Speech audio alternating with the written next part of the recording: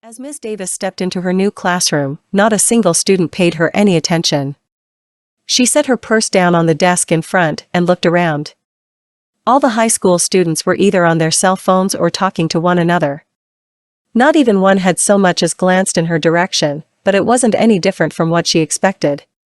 You'd think they would show their new teacher at least a little bit of respect, she thought to herself while pulling the class roll from a yellow envelope. With the roll in one hand and a pen in the other, she cleared her throat and waited for the students to shift their attention to her. Most of the class turned in her direction, but a few remained occupied with their own tasks. Deciding not to put up with this, she slammed her fist down and caused a loud bang to echo throughout the room. The remaining students jolted their heads up in shock and stared at the woman in the front of the classroom. "Sorry, I'm a few minutes late. I'm still not used to driving around here, yet. Now that I seem to have everyone's attention, I'm going to introduce myself. My name is Ms. Davis and I will be your replacement English teacher for the remainder of the year." She looked around the room as she spoke and noticed a few students had already gone back to looking at their phones. "I just moved from Haddonfield, Illinois, so I'm still trying to get used to the weather here in Florida. Luckily, I seem to have." Ms. Davis stopped mid-sentence as a student's hand shot up into the air and immediately caught her attention. "You have a question?" She noticed that whatever she had said that piqued his interest, it had caused his face to light up with an almost unnerving excitement.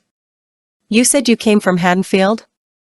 And there it was. She hoped that for just one time when she taught a new class, that someone would not ask about it. No matter how much she tried to hide it, someone always managed to find out. Yet, here she was, letting it slip off her tongue like a fool. She swore at herself for not being more cautious. "That's exactly what I said." With this, a majority of the class started whispering and glancing to each other with wide eyes. Ms. Davis cleared her throat, and the room went silent once more. "I take it some of you are familiar with what happened." A few students nodded, and the boy raised his hand again. "Were you there?" This caused the boys in the class to break out into contagious laughter, while the girls glared at him. "Everyone, please quiet down. To answer your question, John," he said in a slightly hushed tone. "To answer your question, John, I wasn't there that night. I don't know what my outward appearance says, but I'm a little far off from being born before the Haddonfield incident." John shrank back in his seat with embarrassment while the other boys attempted to keep their laughter under control. "However, my mother was." This caused more chatter among the class, which quickly died down as Ms. Davis began to glare around the room. "What did she see?" a girl asked with an obvious amount of excitement in her voice. "I'm sorry, but I don't feel that's an appropriate discussion to be having." A cacophony of groans echoed throughout the room before the last word even left her mouth. The students that she was barely holding the attention of went back to their phones, and a few others donned a look of disappointment. Every time Ms. Davis's students found out about her being from Haddonfield, they were always met the same answer. "The faculty wouldn't want me talking about this, or it's not something I want to discuss." "I'm sorry, I really am, but this is hardly something I should be discussing with students. Now if you want to know more about this, there are plenty of videos and news articles online." With that, she turned towards the chalkboard and opened a textbook. As she began writing the chapter title in flowing cursive, she heard a student mutter something under his breath. "She's full of shit, probably playing it up for attention, anyway." In the middle of writing out a word, she stopped. The sound of students writing in their notebooks ceased, and the room became deathly quiet. "Excuse me?" Ms. Davis turned her head sharply and glared in the direction she had heard the boy speak from. In a fraction of a second, her outer composure completely shifted as she glared at the boy sitting in the third row. It was not hard to pull him apart from the crowd. His eyes were wide with fright, and the ink pen trembled in his hand. "Was it you who said that?"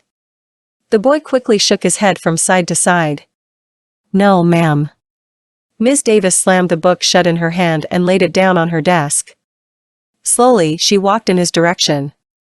Everyone's breath hung in their throats as her tall, thin figure inched closer to the boy.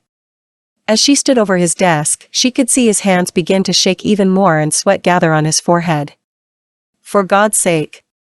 If you're going to speak about someone behind their back, at least have the common decency to admit it when you're confronted." He hung his head down in shame and refused to make eye contact with Ms. Davis again. She stood in front of him for a few more seconds when an idea came to her mind. Turning and walking back to the front of the classroom, she stood in front of her computer. Entering her login information, she opened the internet browser and scrolled through a list of searched results. Once satisfied, she turned on the projector and switched off the lights. The classroom was thrust into darkness, save for small slivers of light making their way through gaps in the blinds. Ms. Davis sat down on the edge of her desk and faced the students. Suddenly, the projector finished warming up and the room was filled with a flash of light. After everyone's eyes adjusted, they could see a newspaper article projected on the chalkboard. Ms. Davis's form blocked part of the bottom of the image, but they could still make out the headline .3 Dead in Halloween Night Murders. So, you think I'm full of shit? Well then, I guess it's time to clear some things up about what happened in Haddonfield in the wake of these murders. A girl in the front row raised her hand. All it took was one look for Ms. Davis to recognize her as the overachiever of the class. She had no doubt that in the coming days, this girl would do nothing but ask questions to make herself seem smart and kiss ass at every opportunity she got. Before she could even call on her, the girl began talking. I don't think the principal would be too pleased to hear about your language. I also don't think he would like you discussing such an inappropriate topic in the classroom. Ms. Davis smiled and gathered her thoughts for a moment. What's your name, darling? Annie. Well, Annie, do you know why I'm sitting here right now? Annie shook her head from side to side. For once, she did not know the answer to a question asked in class. I'm sitting here because I was the only applicant to fill this position. All the other substitutes that are on file here weren't up for taking on the job. It's the middle of September, so it's almost as if they'd taken on the role of teaching the entire school year. It's never easy to find a permanent replacement when a teacher passes, but Principal Curtis was lucky enough that I applied. Annie was continuing to sit at full attention while Ms. Davis spoke. The other students either had their eyes on her or the teacher. Either way, not a soul in the room was distracted. So, to answer your statement about him not liking our discussion or my language, he doesn't really have a choice. There's no one to replace me. Now, are you going to sit here like the rest of the class and listen to what I have to say, or go to the front office and file a complaint about me? Annie's lower lip quivered. She dared not speak another word. That's what I thought. Ms. Davis turned her gaze away from her and back over the class. She scanned their faces and noticed that not even one had a trace of boredom. Like I was saying, I'm going to clear some things up about the aftermath in Haddonfield. First, we need to discuss what happened. The classroom tensed up. On Halloween night in 1978, 3 teenagers were brutally murdered on the street where my mother grew up. She considers it a blessing every day that her home wasn't the one targeted. Unfortunately, the people living a couple of doors down weren't so lucky. Their daughter and her boyfriend were found in their house. There was one other victim found strangled in her car. After those 3 were killed, another person almost perished that night. Her name is Laurie Strode, and she's the only one to survive an attack by this man. Ms. Davis leaned over and scrolled the wheel on her mouse. The page moved down and the image of a white novelty mask filled the screen. Michael Myers, she felt the words struggle to come out of her mouth. Just saying them made a bitter taste appear in the back of her throat. Who can tell me something about Michael Myers? She asked while looking at her students. No one said a word. Everyone's eyes were glued to the screen in intense fascination. The almost sickly white glow of the projector illuminated their faces, exposing every detail. The only sound that could be heard was the wind faintly blowing against the windows outside. A boy in the second row slowly raised his hand. I remember seeing him in a show on Investigation Discovery. They said that Laurie was actually his sister. Ms. Davis pinched the bridge of her nose and let out a slow breath. This is why so much needs to be cleared up. She repositioned herself on the desk and crossed her legs. Why do you think we, as human beings, have such a fascination with something like this? What makes a man, if you can classify him as one, like Michael Myers, so appealing to us? Although the classroom remained quiet at first, a girl in the front row eventually spoke. I think it's because we all have some amount of interest in disturbing things like this. None of us want to admit it, but it's true. Ms. Davis rested her head in the palm of her hand while pondering what the girl had just said. That's a good answer. What's your name? Linda, the girl said in a shy tone. Then tell me, Linda. If we all have at least a mild form of interest in disturbing and gruesome acts, then why were the Haddonfield crimes so exaggerated? One would think that a monster like Michael Myers would be enough to satisfy that craving. Sadly, that could be no further from the truth. Ms. Davis leaned over to the computer once more and scrolled down a couple of pages. She stopped on an image of a tabloid cover. The title stood out in an obnoxiously yellow font. Lone survivor shares blood with killer. This. Right. Here. Is the root of all the misconceptions you and the public have with the Haddonfield murders. One would think that such a story would be enough to shake anyone to their core, but for some reason, people felt the need to make up lies. They started out small at first but grew and became uncontrollable. My mother said there was one instance where she was waiting in line to check out at the grocery store. On a rack of tabloids and other garbage magazines was a badly edited photograph of Michael Myers filing away at his prison bars with a nail file. Although I was not born yet on the night of the murders, my mother can still recall it in vivid detail. What made Michael's killing spree truly horrifying to her and everyone else in town was that no one thought something like this could have happened in their own backyard. For the rest of the country, they saw nothing more than a white mask with a news caption underneath it. Where others saw a casual conversation topic, the people of Haddonfield saw the face of pure evil. This is what the problem with all this misinformation boils down to. If someone wasn't physically there, something had to be exaggerated to really grab their attention. Every student was staring at Ms. Davis either out of respect or a silent means of hiding their discomfort. My mother refused to talk about that night with me until I was about 13. Up until that point, I was just like the rest of you. I thought Michael Myers was nothing more than a face used to sell less than reputable stories. It wasn't until my mother told me every detail that I truly understood what lurked behind the black eyes of that mask. When the police discovered the bodies, it seemed that the whole neighborhood, my mother included, turned up to watch from the sidelines.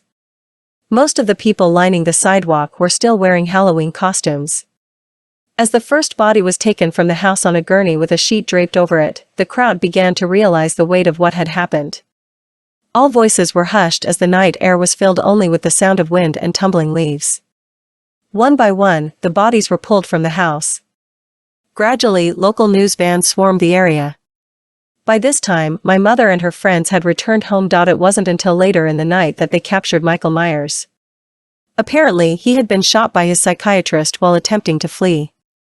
As two police officers took the injured man towards a police car, he was approached by the cameraman of a smaller news station. My mother said that when he approached the officers, he asked them to take Michael's mask off. To this day, she can still remember what happened next with vivid detail. One of the officers grabbed onto the top of the mask and slowly lifted it off. What the camera saw next was the face of no man but living proof that Satan himself walks this earth. My mother recalled him looking like any other man you might see walking down the street.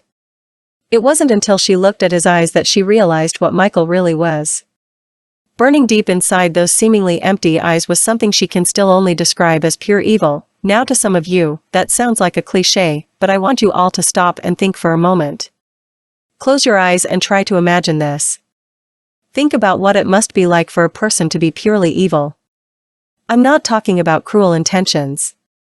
I'm talking about a complete lack of remorse and no compassion for human life. Imagine what a person must be like to see a human being as nothing more than a tally to add to the scoreboard. Ms. Davis scrolled the computer screen once more until an image of a man flashed on the screen.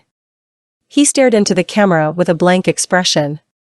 Many of you know Michael Myers as a man in a mask from all those TV shows, but very few, if any at all, have actually seen what he truly looks like. Trying to sell a human face as evil didn't work as well as the mask. To this day, the people of Haddonfield still fear that face. Although some fear it more than others, it seems that everyone understands what feasted on the innocence of their town all those years ago. She scrolled the screen to the bottom of the web page.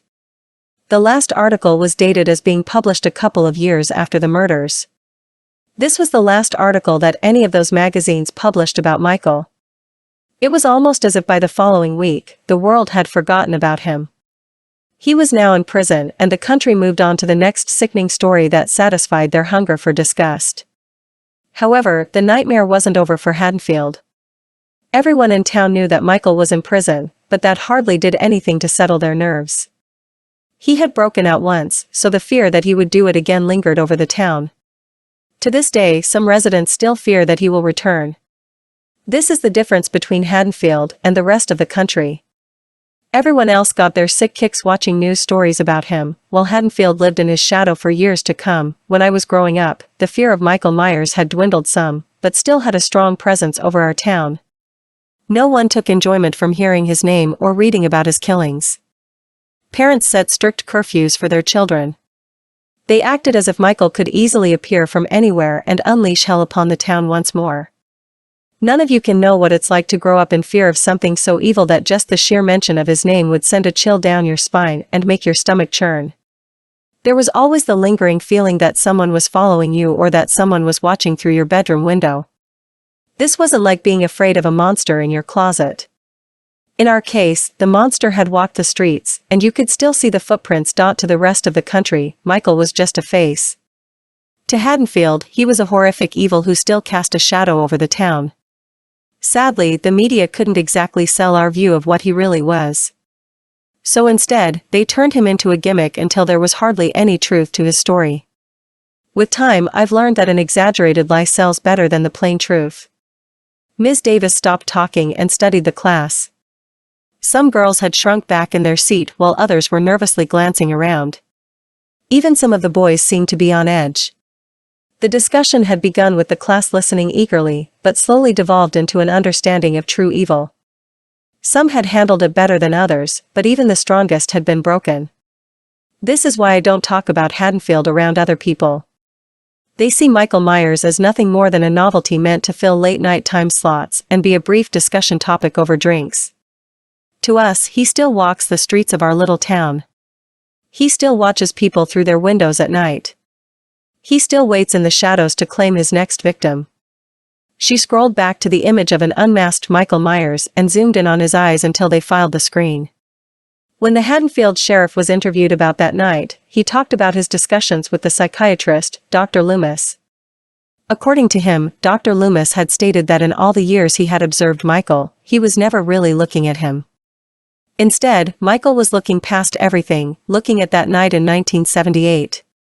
Ms. Davis glanced back at the screen. Even after all these years, the sight of his gaze managed to fill her with an unsettling sense of dread. My mother has told me numerous times over the years what she saw in his eyes that night on the television. At that moment, Michael wasn't looking into the camera. He was looking past that, and what he saw was another night, the night he would return to Haddonfield. A single tear escaped her eye and rolled down her cheek. She quickly wiped it with the back of her sleeve before turning to the class. In some ways, though, it's almost as if he never left.